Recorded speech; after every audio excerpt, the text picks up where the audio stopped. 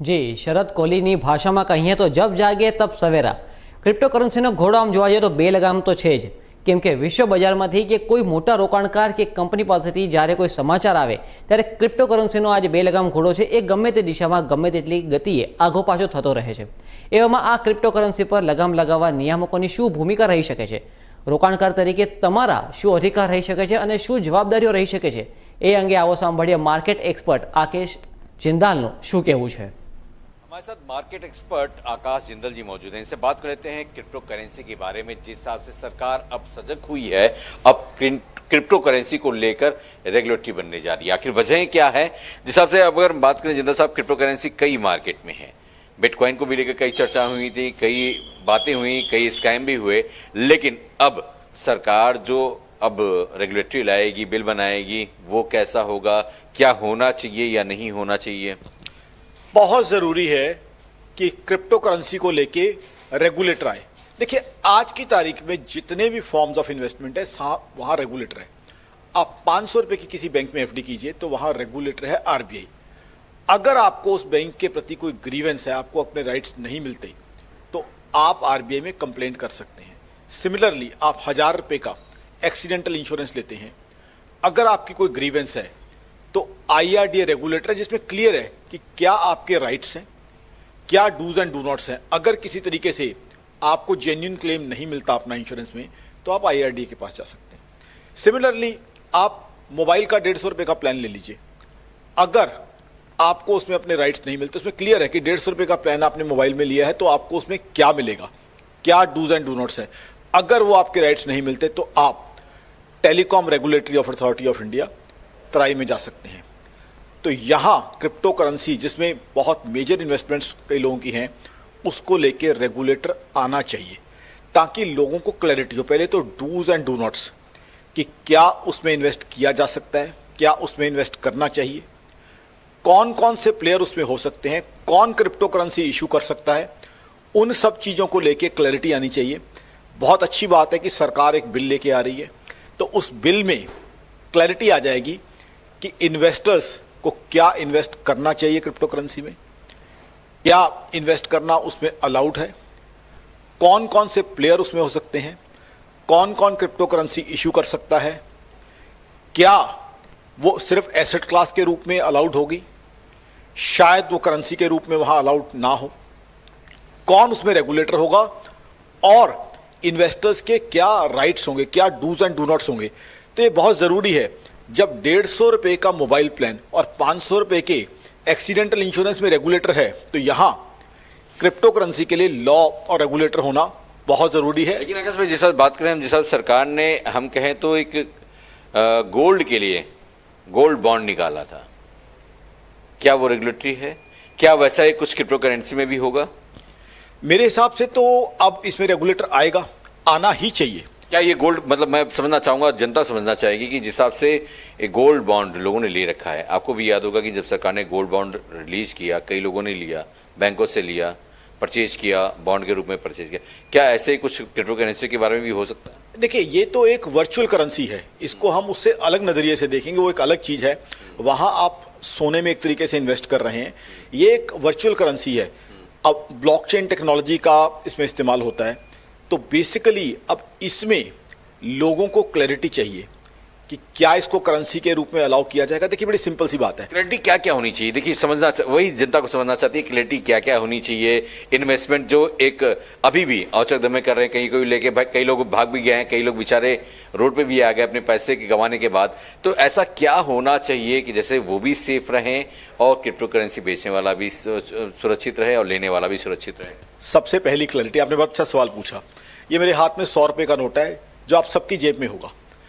Crypto currency में शब्द आता है करेंसी। अब इस पे देखिए, 100 रुपये के नोट पे क्या लिखा हुआ है, मैं धारक को 100 रुपये अदा करने का वचन देता हूं। हस्ताक्षर किसके हैं? आरबीआई गवर्नर साहब के।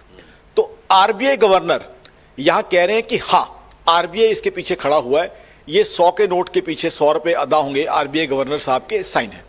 सिमिलरली आप और करेंसी लगाइए, अमेरिकन डॉलर जो यूएस की करेंसी है, या एक तरह से ग्लोबल करेंसी भी कुछ हद तक माना जाता है, उस पर क्या लिखा हुआ है? अमेरिका के, यूएसए के ट्रेजरर के साइन में लिखा हुआ है कि this note is a legal tender for all debts public and private.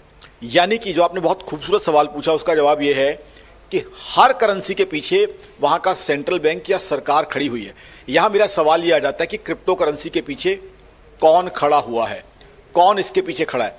आज मैं स्टेट बैंक ऑफ इंडिया में एफडी करने जाता हूं 10,000 रुपए की, मान लीजिए 5% ब्याज है, तो आकाश जिंदल के पास ये राइट है कि साल के बाद जाए स्टेट बैंक ऑफ इंडिया, जनाब ये आपकी एफडी है, 10,500 रुपए मुझे दीजिए।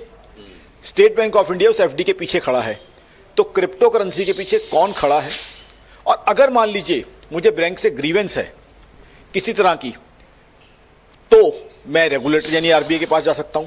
अच्छा, बैंक की जो एफडी रेगुलेटेड है उसमें आरबीआई के रेगुलेशन क्लियर हैं, क्या मेरे राइट्स हैं, क्या मैं प्रीमेच्योर विड्रॉल ले सकता हूं, वो भी क्लियर है, क्या उस एफडी के अगेंस्ट लोन ले सकता हूं, वो भी क्लियर है, क्या उसमें नॉमिनेशन कर सकता हूं, वो भी क्लियर है। तो वो कौन तय करता है? रेगुलेटर यानी आरबीआई लॉ बनाता है। तो सिमिलरली यहां पे लॉ बनना चाहिए और साथ ही साथ रेगुलेटर को आना चाहिए ताकि पब्लिक को क्लैरिटी हो। आज जैसे मैं बैंक एफडी करने जाता हूं तो मुझे उसमें क्लियर है कि मेरे क्या अधिकार हैं, मेरे क्या राइट्स हैं, मुझे क्या मिलेगा, और अगर मुझे नहीं मिलता है तो मैं कहां जाके कंप्लेंट कर सकता हूं और कौन उस एफडी के पीछे खड़ा हुआ है। तो ये चीजों की जो है हमें जवाब चाहिए। अब तो बहुत ज्यादा क्रिप्टो करेंसी में ट्रेडिंग हो रही है, मेरे हिसाब से तो रेगुलेशन बहुत पहले आना चाहिए था, रेगुलेटर काफी पहले बन जाना चाहिए था। 2009 से क्रिप्टो करेंसी चल रही है, बट देर आए दुरुस्त आए।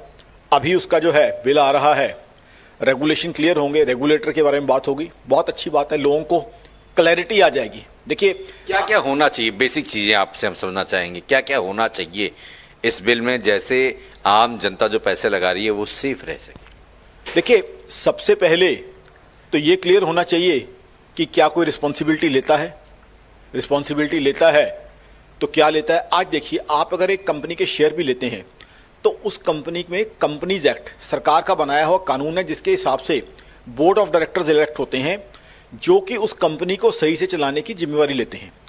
अगर वो बोर्ड ऑफ डायरेक्टर्स कंपनी को लीगली नहीं चलाते तो कंपनीज एक्ट के हिसाब से मैं कंप्लेंट करने का मेरे पास हक रहता है, राइट है, क्योंकि मैंने कंपनी के शेयर लिए हैं। सिमिलरली उस कंपनी का एक प्रिंसिपल ऑफिसर जिसे हम मैनेजिंग डायरेक्टर कहते हैं, वो है जो कंपनी को चलाता है।